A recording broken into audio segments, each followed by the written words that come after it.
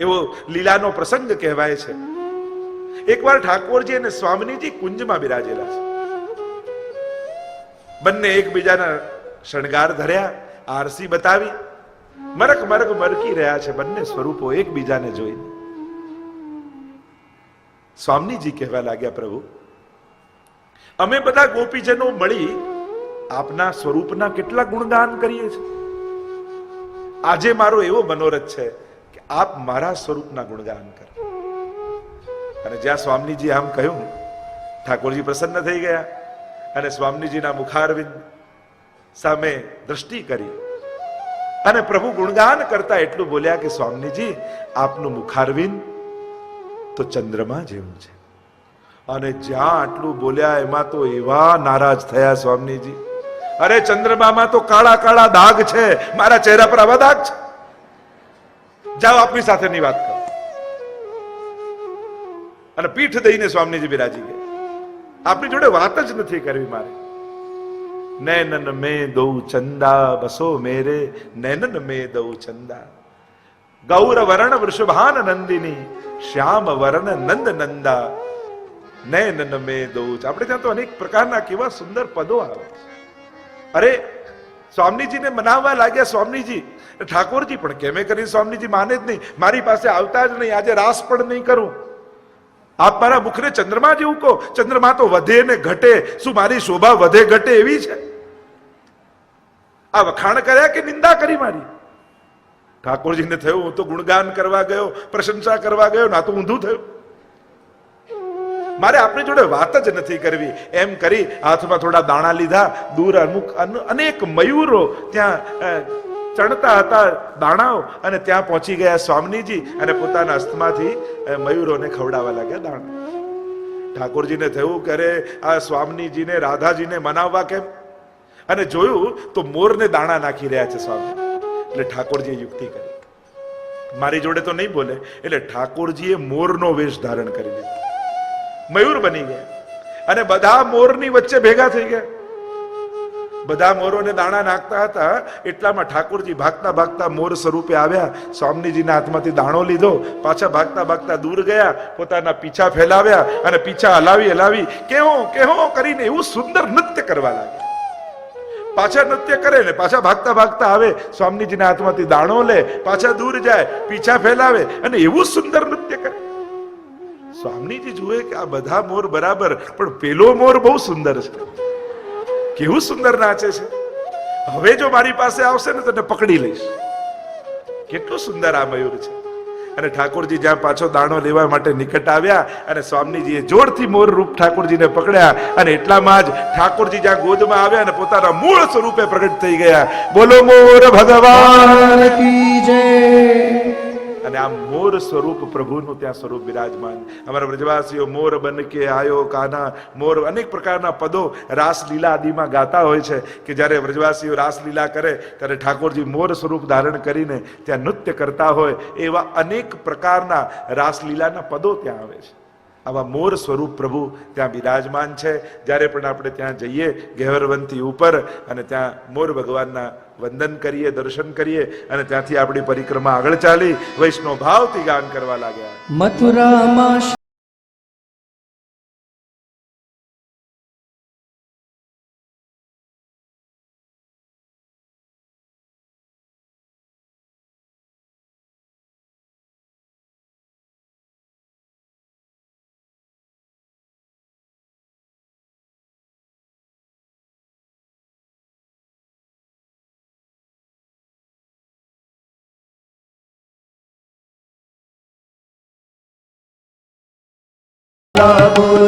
રંગીલા શ્રીનાથજી, બોલો કૃષ્ણ કનૈયા લાલ કી, બોલો મોર ભગવાન કી જય.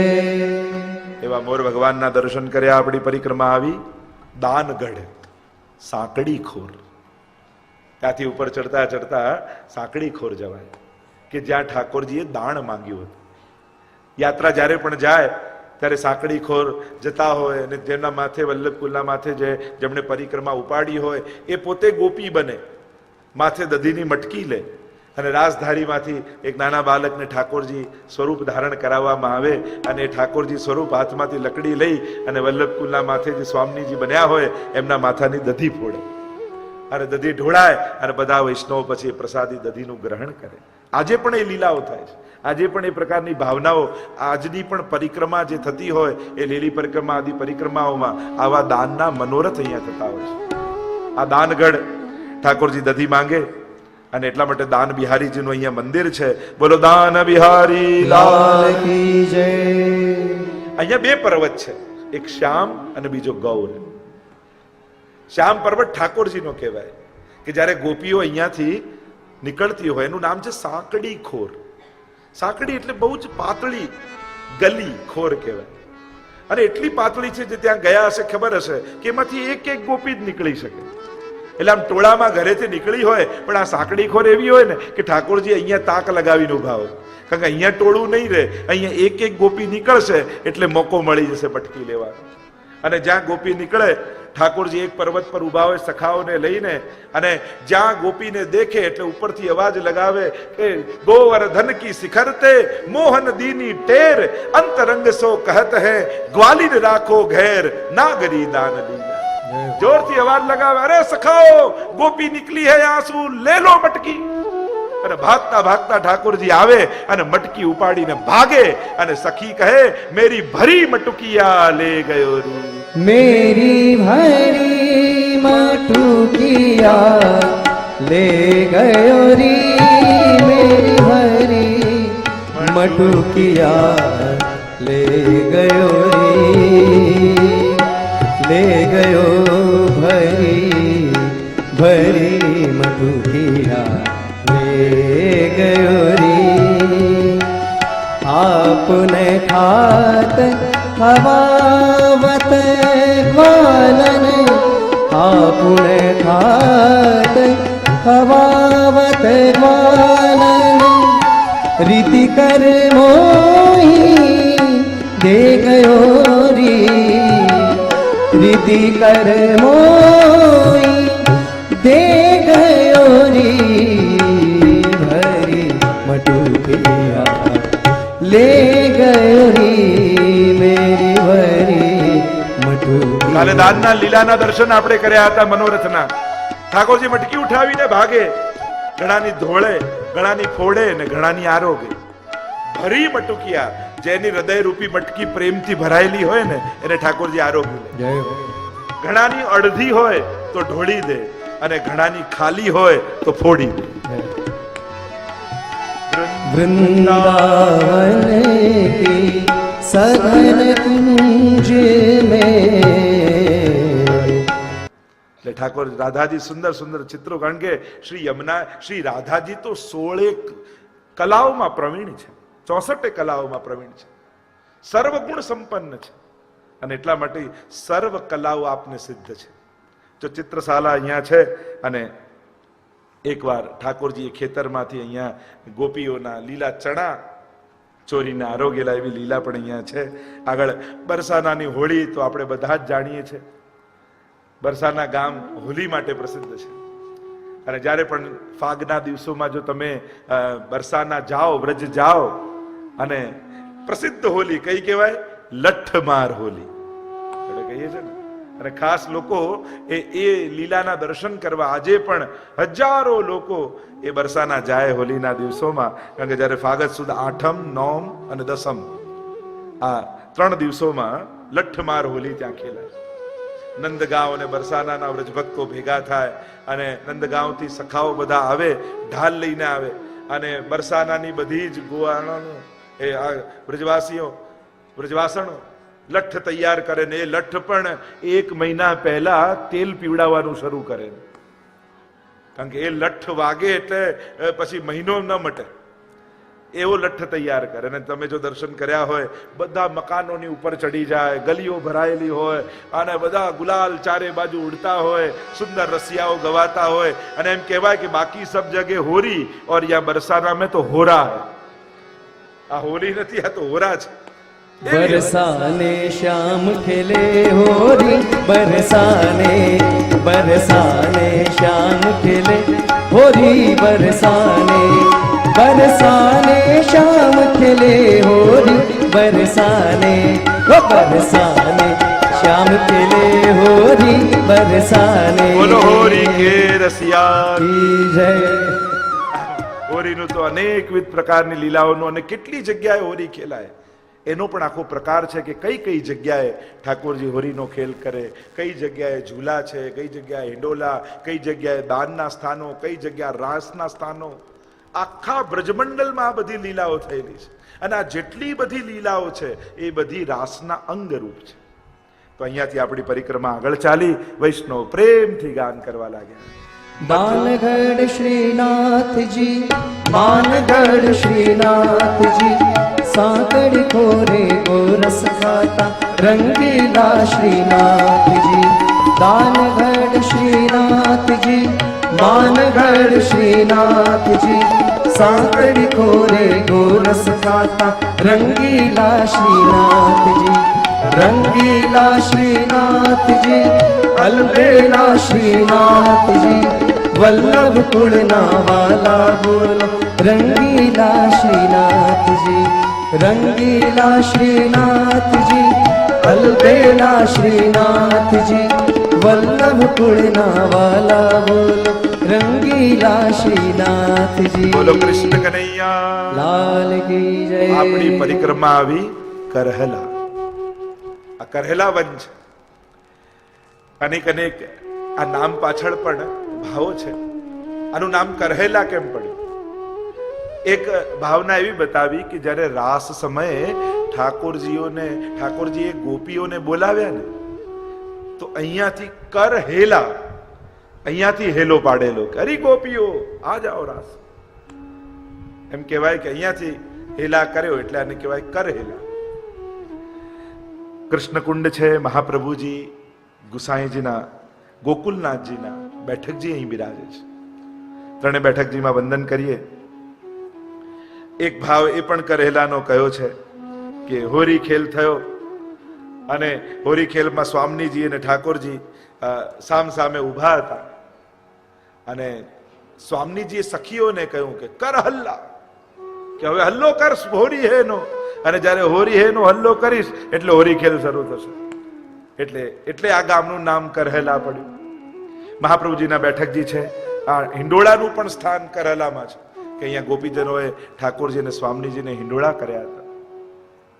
મહાપ્રભુજીના બેઠકજીમાં વંદન કર્યા એવું ચરિત્ર આવે છે કે શ્રીનાથજી પણ અહીં પધાર્યા હતા બેઠકજીમાં મહાપ્રભુજી પાસે. ગુસાઈજીના બેઠકજી બિરાજમાન છે.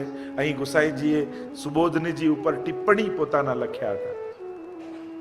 એવું આ સુંદર સ્થાન લીલાનું કે એકવાર ગુસાઈજીએ પોતાના હસ્તે પુષ્પની માળા સિદ્ધ કરી. અને પુષ્પની માળા સિદ્ધ કરી કારણ કે આ સ્થાન છે ને લલિતાજીનું સ્થાન છે કરેલા, અને લલિતાજી માટે ગુસાઈજીએ પોતાના હસ્તે પુષ્પની માળા સિદ્ધ કરી અને જ્યાં લલિતાજીને ધરાવવા ગયા લલિતાજીએ કહ્યું લાવ મારા હાથમાં આપો. પોતાના શ્રી હસ્તમાં લઈ લીધા માળાજી, કારણ કે જોયા સ્વયં ગુસાઈજી આટલા સુંદર માળાજી સિદ્ધ કર્યા અને હાથમાં લીધા અને લલિતાજી પોતે સ્વામિનીજી પાસે ગયા અને પોતાના હસ્તે સ્વામીજીના કંઠમાં માલાજી ધરાવ્યા અને સ્વામીજીના કંઠમાં ધરાવ્યા અને સ્વામીજી આ માલાજી જોઈને ખૂબ પ્રસન્ન થયા. પોતાના કંઠમાંથી માલા કાઢી અને પાછી લલિતાજીને આપીને કહ્યું કે મારા તરફથી તમે ગુસાઈજીને આ કંઠમાં ધરાવજો. અને લલિતાજી માલાજી લઈને આવ્યા અને પોતાના શ્રી હસ્તે શ્રી ગુસાઈજીને શ્રી કંઠમાં ધરાવ્યા. એવી સુંદર લીલા આ કરહેલામાં થઈ. ગુસાઈજીને આપણે વંદન કરીએ. ગોકુલનાથજીના બેઠકજી છે.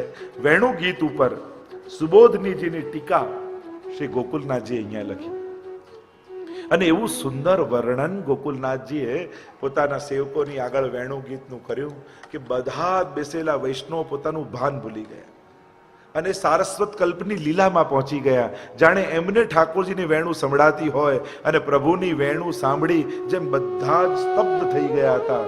બસ એવું જ આપના વચનામૃત સાંભળી વૈષ્ણવ પર એવો પ્રભાવ થયો. કારણ કે આચાર્યની વાણી તો સ્વરૂપાત્મક હોય અને સ્વરૂપાત્મક વાણી એ કહેવાય કે દરેક શબ્દ દેખાય મેં પહેલા જ કહ્યું કે સાકાર બ્રહ્મની ઉપાસના એ શરૂઆત નથી, એ ભક્તિનો અંત છે. કારણ કે જ્યારે દરેક વસ્તુ પ્રગટ થઈને દેખાય, નયનન પ્રગટ લીલા દેખાવે, ત્યારે માનવું કે આ વાણી સ્વરૂપાત્મક છે. અને આમ સ્વરૂપાત્મક વાણી ગુસાઈજીના પણ પ્રસંગમાં એવું આવે, દક્ષિણમાં જ્યારે પધાર્યા હતા અને જ્યારે આવનીની લીલાનું વર્ણન કર્યું, ત્યારે એ યુવાન વૈષ્ણવ થયું કે આ લીલા આજે પણ થાય છે. તો ક્યાં થાય છે? બ્રજમાં થાય છે. અને ગુસાઈજીની આજ્ઞાથી પ્રગટ લીલાના દર્શન એ યુવાનને થયા હતા. એવી કૃપા ગુસાઈજીની થઈ. તો આ સ્થાન પર શ્રી ગોકુલનાથજીને વંદન કરીએ. આ કહેવાય છે કે વજ્રનાભજીની સમાધિ અહીંયા કરેલામાં છે, જે ઠાકોરજીના પરપૌત્ર, જેમણે આખું આ વ્રજ વિકસાવ્યું, એ વજ્રનાભજીની સમાધિ અહીંયા છે. આગળ આપણી યાત્રા પીલી પોખર આવી. આ પોખર એવું સુંદર સ્થાન છે, નાનકડું તળાવ જેને પોખર કહેવાય. કહેવાય છે કે સ્વામીજી ના વિવાહ જ્યારે થવાના હતા ઠાકોરજી સાથે, ત્યારે એમની પીઠી અહીંયા ચોળવામાં આવી અને હલ્દી ચોપડવામાં આવી. અને હલ્દી ચોપડીને થયું કે હવે સ્નાન કરીને આવું, અને આ કુંડમાં સ્નાન કર્યું અને બધી હલ્દી કુંડમાં ગઈ. એટલે આજે પણ આ કુંડનું જળ પીળા રંગનું છે. એટલે આને કહેવાય પીલી પોખર, પીળા રંગનું તળાવ નાનકડું. તે પીલી પોખર આપણી પરિક્રમા હવે આગળ પ્રેમ સરોવર તરફ જઈ રહી છે અને વૈષ્ણવ પ્રેમથી ગાન કરી રહ્યા છે. राधा कुंड श्रीनाथ जी, कृष्ण कुंड श्रीनाथ जी, चंद्र सरोवर चौके रमता रंगीला श्रीनाथ जी. राधा कुंड श्रीनाथ जी, कृष्ण कुंड श्रीनाथ जी, चंद्र सरोवर चौके रमता रंगीला श्रीनाथ जी. रंगीला श्रीनाथ जी, अलबेला श्रीनाथ जी, वल्लभ कुलना वाला बोलो रंगीला श्रीनाथ जी. रंगीला श्रीनाथ जी, अलबेला श्रीनाथ जी, वल्लभ कुलना वाला बोलो रंगीला श्रीनाथ जी. બોલો કૃષ્ણ કનૈયા લાલ કી જય. આ પ્રેમ સરોવર છે. બ્રજ સમગ્ર પ્રેમમય છે. સાંકડી ખોરમાં એક જણ નીકળે એટલે તો કેવું, પ્રેમ ગલી અતિ સાંકરી, જામે દો ન સમાય, મેં હતા થા તો હરી નહીં, હરી હૈ તો મેં નહીં. પ્રેમની ગલી હંમેશા સાંકડી હોય. એમાં કા અહમ રહે કા હું રહું, બંને સાથે ન જઈ શકે. અહંકાર લઈને આ ગલીમાં પ્રવેશ નથી. આ પ્રેમ સરોવર છે કે જ્યાં પ્રેમથી છલકાતું આ સ્નેહ રૂપ જલ બિરાજમાન છે. અનેકવિધ પ્રકારની લીલાઓ પ્રેમ સરોવરની છે. એમ કહેવાય કે એકવાર રાધાજી આ પ્રેમ સરોવરમાં સ્નાન કરવા માટે પધાર્યા સખીઓ સાથે, અને જલવિહાર કરવા માટે સ્વામીજી પધાર્યા સખીઓ સાથે. થયું કે આ પ્રેમ વન, પ્રેમ સરોવર અને સંકેત વનમાં આવેલું છે. થયું કે કોઈ આવી ન જાય એટલા માટે એ પ્રેમ સરોવરની આસપાસ એક આખું વર્તુળ બનાવી દીધું, લીટી કરી દીધી. અને ચંદ્રાવલીજી આદિ સખીઓને કહ્યું કે તમે ચોકી ભરજો જેથી કોઈ અહીંયા આવી ન જાય. અને આખું વર્તુળ બનાવી દીધું રાધાજીએ પોતાના શ્રેયસ્તથી. અને અહીંયા જલ વિહાર સખીઓ સાથે કરી રહ્યા છે.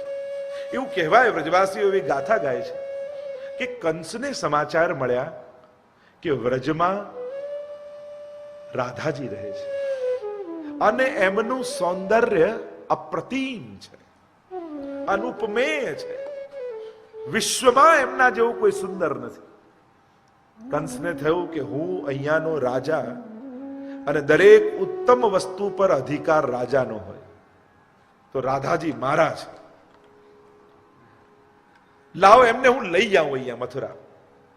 અને કંસ રાધાજીને ગોતતો ગોતતો અહીંયા પ્રવેશ કરવા જાય છે.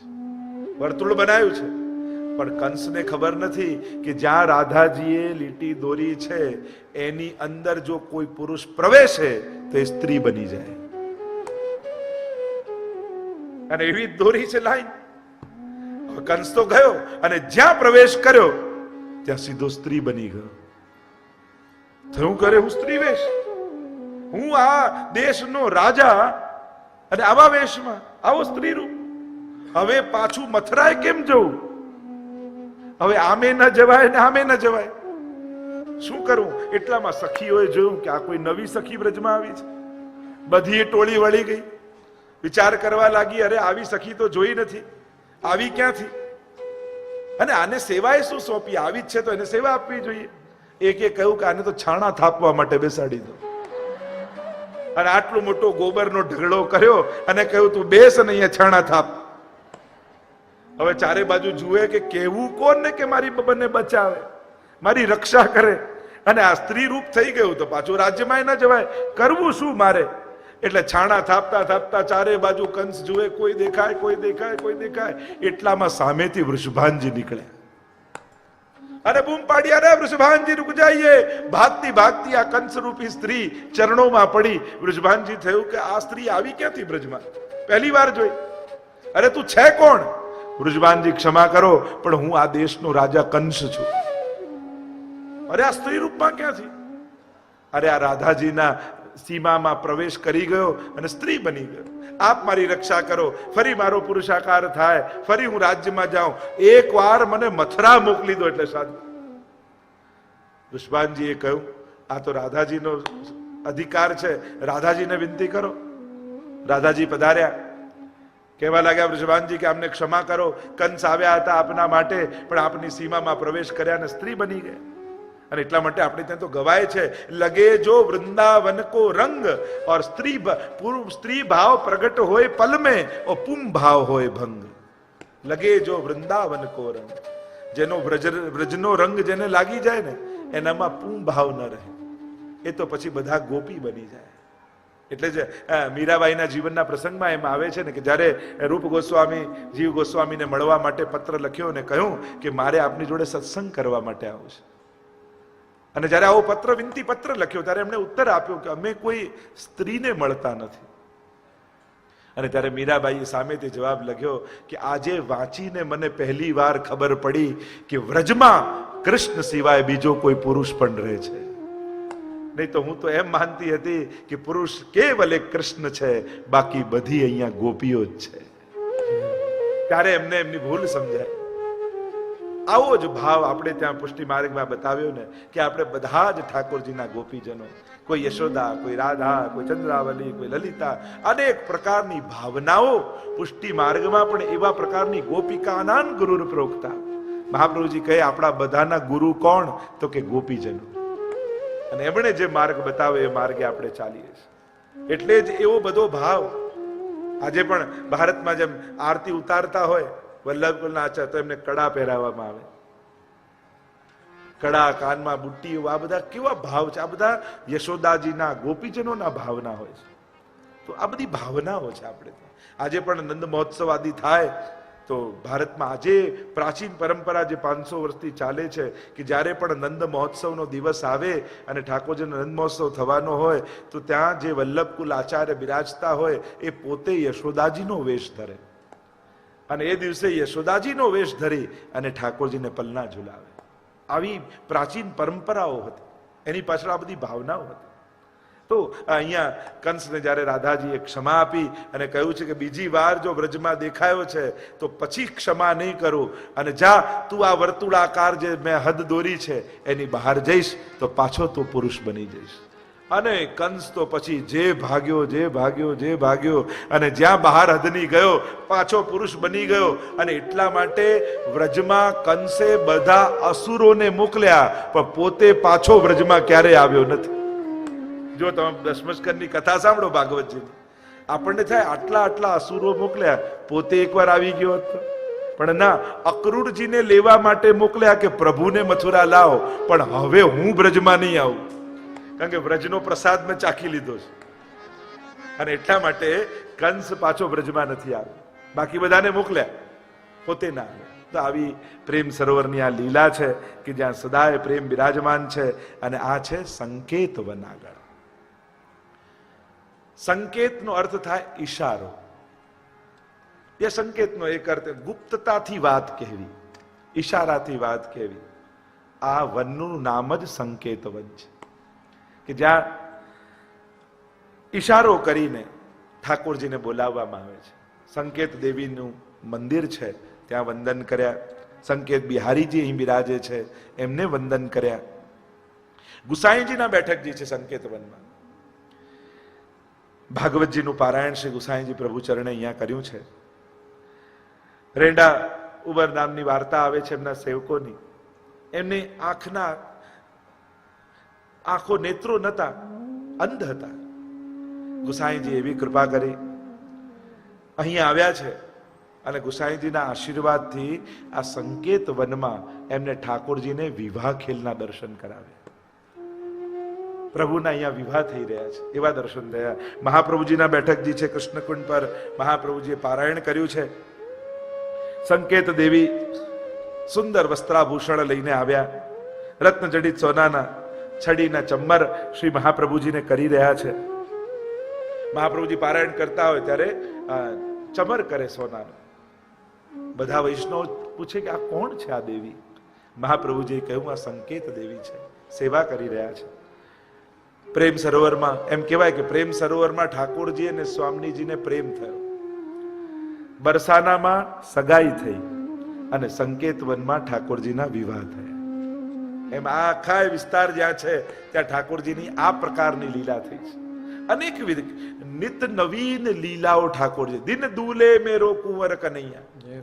મેં ગઈકાલે જ ચર્ચા કરી હતી કે વિરુદ્ધ ધર્માશ્રયતા પ્રભુની અંદર બિરાજે છે. એટલે પ્રભુ બાલક છે વ્રજમાં તો સદાય કિશોર પણ છે.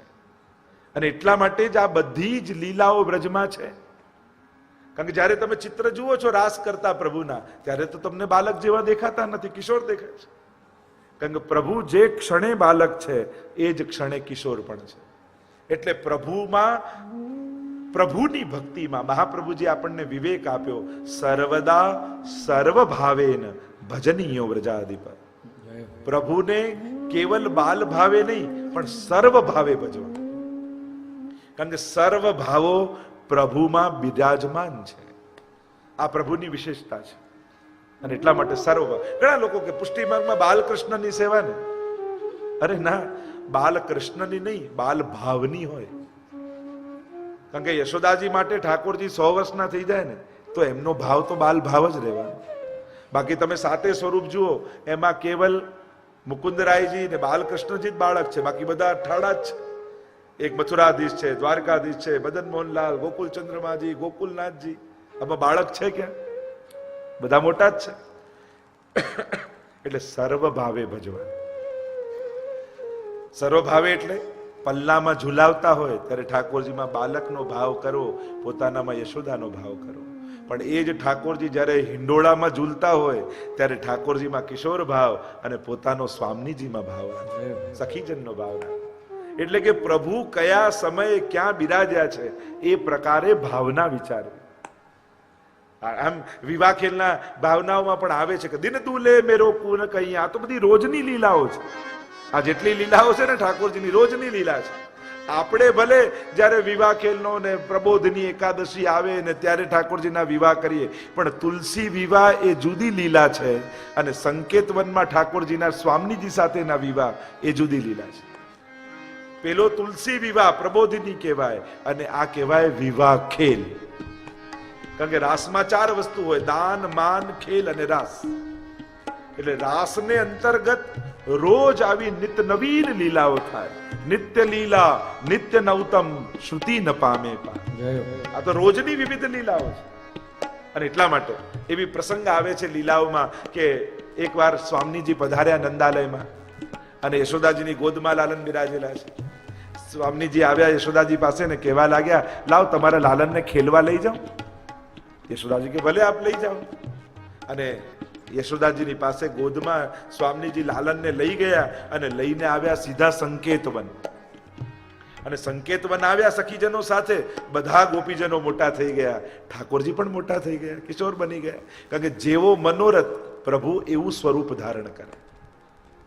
જેવો મનોરથ એવું સ્વરૂપ.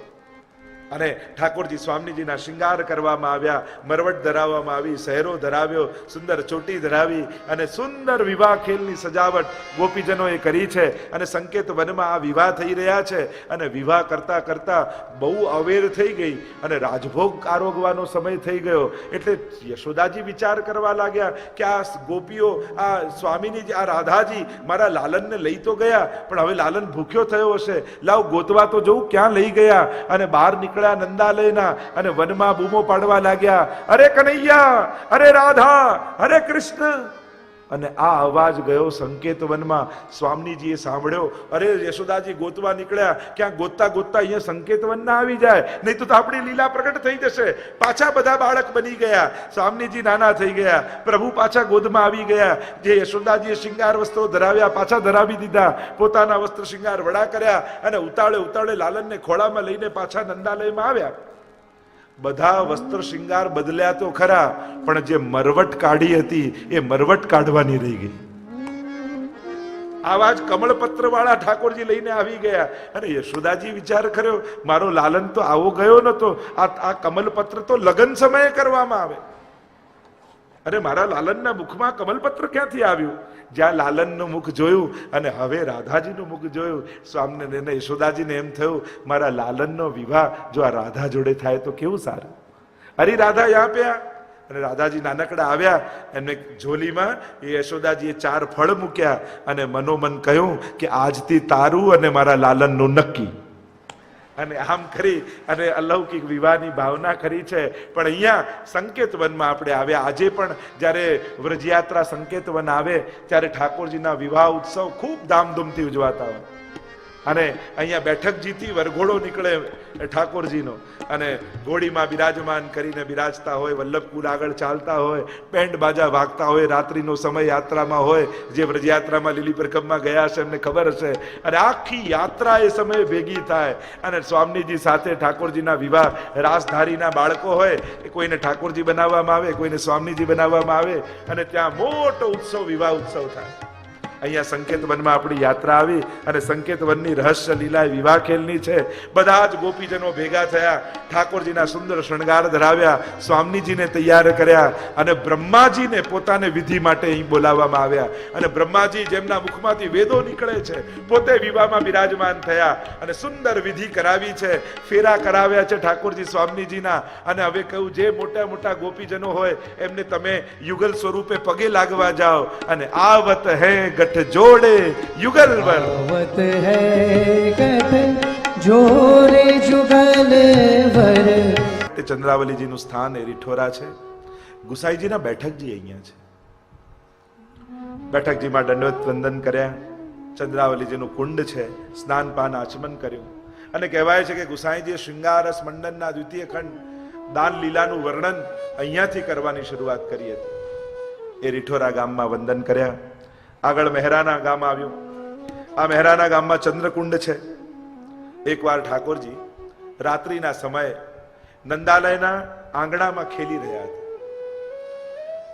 અને ખેલતા ખેલતા અચાનક કંઈક યાદ આવ્યું ને બૂમ પાડી, મૈયા મૈયા જલ્દી આવો.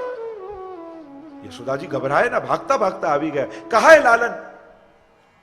लालन कहवे लगे, मैया मुझको खेलवे के लिए खिलौना चाहिए, रमवा माटे रमकड़ू જોઈએ.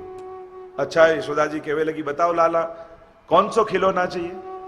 અને એ દિવસે શરદ પૂર્ણિમાની રાત્રિ સામે આંગળી કરી આકાશ તરફ ને બોલ્યા, ચંદ ખિલौना ले हो मैया, चंद खिलौना ले हो.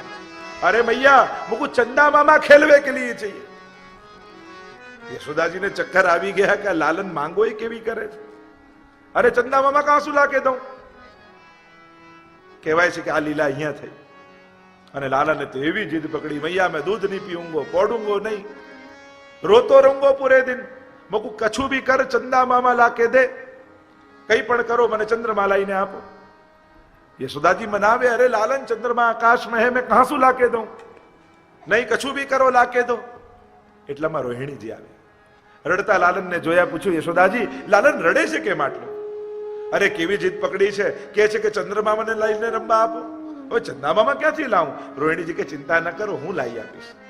સોનાની મોટી પરાત લીધી, થાળ લીધો અંદર જલ ભર્યું અને ચોકમાં આવ્યા. લાલન, ચંદા મામા ખેલવે કે લીએ चाहिए? હા, ચંદા મામા चाहिए. અને થાળ મૂક્યો ચોકમાં, ચંદ્રમાનું પ્રતિબિંબ પડ્યું. લાલને જોયું, દેખો લાલન, ચંદ્रमा मैंने याके अंदर डाल दियो है. ચંદ્રમા છે ને મેં આની અંદર નાખી દીધો છે. હવે તારામાં હિંમત હોય તો પકડ ચંદ્રમાને. લાલને કહ્યું, અભી પકડ લંગો ચંદા મામા કો. અને જ્યાં ચંદ્રમાનો પ્રકાશ પ્રતિબિંબ દેખાયું પાણીમાં, આમ પકડવા જાય તો ચંદ્રમા આમ સરકી જાય, આમ પકડવા જાય તો ચંદ્રમા આમ સરકી જાય, આમ પકડવા જાય તો આમ જતું રહે. અને આમ કરતા કરતા કરતા ચંદ્રમા તો હાથમાં ના આવ્યો, પણ લાલન થાકી ગયા. લાલન થાકી ગયા. રાત્રિનો સમય અને આંખમાં નિંદ્રા ભરાઈ. કહેવા લગે, મૈયા મોકો દૂધ પીલા કે પોઢાઈ દે પલ્લા. અને યશોદાજી લાલનને પોઢાવી દીધા. આમ આ લીલા ઠાકોરજી અહીંયા કરી. આ મહેરાના ગામમાં પ્રભુના આ સુંદર સ્વરૂપને આપણે વંદન કરીએ. આગળ આપણી યાત્રા ગઈ પાન સરોવર. આ પાન સરોવરમાં મહાપ્રભુજીના બેઠકજી છે. 6 માસ સુધી શ્રી મહાપ્રભુજી અહીં બિરાજ્યા. ભાગવતજીનું પારાયણ કર્યું. એક વારનો પ્રસંગ એવો છે કે મુગલ બાદશાહ જઈ રહ્યો હતો, અહીંયા ઉતર્યો, ઘોડાને પાણી પીવડાયું પાન સરોવરમાં, અને પિતાની સાથે ઘોડો તડપવા લાગ્યો, ધૂળમાં આળોટવા લાગ્યો. અને થોડી વારમાં એનો દેહ છૂટ્યો અને ચતુર્ભુજ રૂપ ધારણ કરીને ગોલોક ધામમાં જતો રહ્યો. આશ્ચર્ય થયું આ મુગલને કે આ છે કોણ, શું થયું? આવીને પૂછ્યું મહાપ્રભુજી પાસે. અને મહાપ્રભુજીએ કહ્યું, એનો ઉદ્ધાર થયો છે. કહ્યું કે મને પણ શરણે લો. કહ્યું કે આ જન્મમાં તારો સ્વીકાર નહીં થાય, આવતા જન્મમાં અમારા પુત્ર તને શરણે લેશે. કહેવાય છે કે એ જ દ્વારિકામાં ચમાર બનીને જન્મ લીધો. ગુસાઈજી દ્વારિકા પધાર્યા છે. દ્રષ્ટિ પડી ગુસાઈજી ઉપર, પૂર્ણ પુરુષોત્તમ સ્વરૂપના દર્શન થયા. શરણે આવ્યો કે મને આપનો સેવક કરો. ગુસાઈજીએ કહ્યું કે તને શરણે તો લઈએ, પણ એક શરતે, તું સંકલ્પ કર આજથી કે આજ પછી ક્યારેય કોઈ જીવ હિંસા તું નહીં કરે. સંકલ્પ કર્યો છે, શરણે લીધો. અને શરણે લીધો ને એવી બુદ્ધિ નિર્મલ બની ગઈ કે આ સાધારણ જીવ હિંસા કરનારો સાધારણ વ્યક્તિ બ્રાહ્મણો જેવું જીવન જીવવા લાગ્યો. આદર્શ જીવન, આચાર વિચાર સાથે જીવન જીવે છે. ગામમાં રહેનારા બ્રાહ્મણોને ઈર્ષા થઈ કે આ છે ચમાર ને બ્રાહ્મણની જેમ રહે છે. રાજાને જઈને ફરિયાદ કરી કે આને કંઈક સમજાવો, આની હદમાં રહે. બ્રાહ્મણો તર્ક વિતર્કો આપતા કહેવા લાગ્યા રાજાને કે દૂધમાંથી છાશ થાય, પણ છાશમાંથી પાછું દૂધ ન બની શકે. એ બ્રાહ્મણની જેમ કેમ રહી શકે? રાજાએ બોલાવ્યો એ ચમારને અને ઉભો કર્યો સામે. આ ગામના બ્રાહ્મણો શું કહે છે? બ્રાહ્મણો એમ કહે છે કે દૂધમાંથી છાશ થાય, પણ છાશનું પાછું દૂધ ન બને. બ્રાહ્મણો કદાચ આ રીતે રહી શકે, પણ આ સાધારણ શુદ્ર વ્યક્તિ બ્રાહ્મણની જેમ કેમ રહી શકે? પેલા સાધારણ શુદ્ર વૈષ્ણવે કહ્યું, જો ગુરુની કૃપા થાય ને તો પાછી છાશમાંથી દૂધે થાય. અરે આવું કેમ સંભવે? કે તમને પ્રમાણ કરીને આપો. છાશનો લોટો મંગાવ્યો અને હાથમાં લીધો. એ લોટો ચમાર વૈષ્ણવે મનમાં વિનંતી કરે છે કે જો આપે, હે ગુસાઈજી પ્રભુ ચરણ, હે ગુરુદેવ, જો મારો સાચા અર્થમાં આપે પ્રભુ સાથે સંબંધ કરાવ્યો હોય તો આજે આ રાજાને પ્રમાણ આપી દો. અને લોટો આપ્યો રાજાને, અને જ્યાં રાજાએ ઘૂંટડો ભર્યો, અમૃત જેવું મીઠું દૂધ બની ગયું છાશ. અને પ્રમાણ કરીને આપ્યો કે જેને શ્રી વિઠ્ઠલનાથ વિચારે રે તેને પ્રગટ પદાર્થ ચારે રે. જેના પર ગુરુની કૃપા થાય એના માટે કાંઈ અસંભવ નથી. અને એવું પ્રમાણ કરીને એવું સ્વીકૃત કર્યું. એવો આ જીવનો ઉદ્ધાર અહીંયા થયો છે. આ પાન સરોવર કહેવાય છે કે ઉદ્ધવજી 6 માસ સુધી અહીં રહ્યા છે. મહાપ્રભુજી સાથે એમનો સત્સંગ થયો છે. એવું દિવ્ય સ્થાન આ પાન સરોવર છે. કહેવાય છે કે પ્રભુએ અહીંયાથી પાન કર્યું. કહેવાય કે આ સ્વામીજીએ જલનું પાન કર્યું. પણ આ પ્રભુના અધરામૃત રૂપ આ પાન સરોવર છે. એટલે જ્યારે પણ યાત્રા અહીંયાથી પસાર થાય ત્યારે અહીંયા પાન, સ્નાન અને આચમન કરવામાં આવે છે. યાત્રાનું એવું વિધાન હોય છે પ્રત્યેક કુંડમાં. અને મને એમ થાય કે જ્યાં જ્યાં જે લીલાઓ થઈ, જ્યાં જ્યાં જે ગોપીજનો થયા, એ ગોપીજનો નામના કુંડો ત્યાં બન્યા.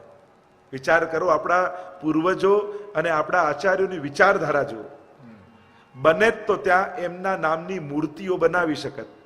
અને આજે આપણા બધા રાજનેતા આદિઓએ પણ વિચારવા જેવું છે. મોટી મોટી મૂર્તિઓ બનાવવા કરતા આવા કુંડો બનાવ્યા હોત ને તો જલની સમસ્યા આજે ન રહી હોત.